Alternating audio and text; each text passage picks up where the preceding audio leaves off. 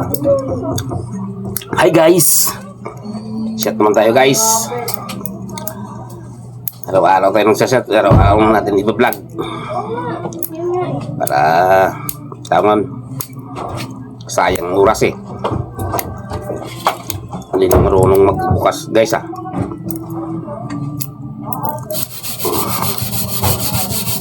Basic mo to guys. Yun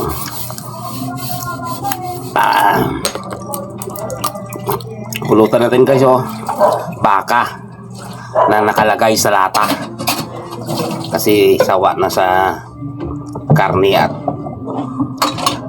manok o araw ko baboy, araw-araw manok. Bukas ha, ano naman pulutan ko eh, sardinas guys. At least may pulutan guys ha. Unang tagay guys oh, gwapo vlog diba guys, parang baguhan eh.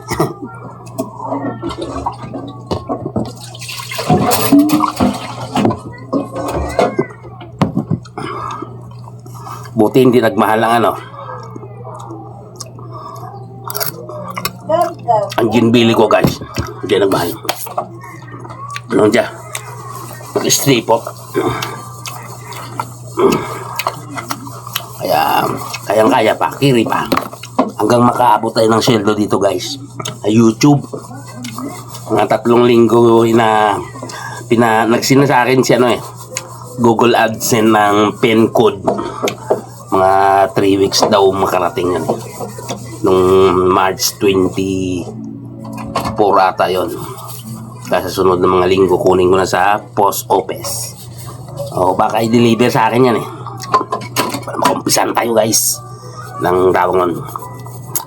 O makasahod sa YouTube. Unang sahod guys.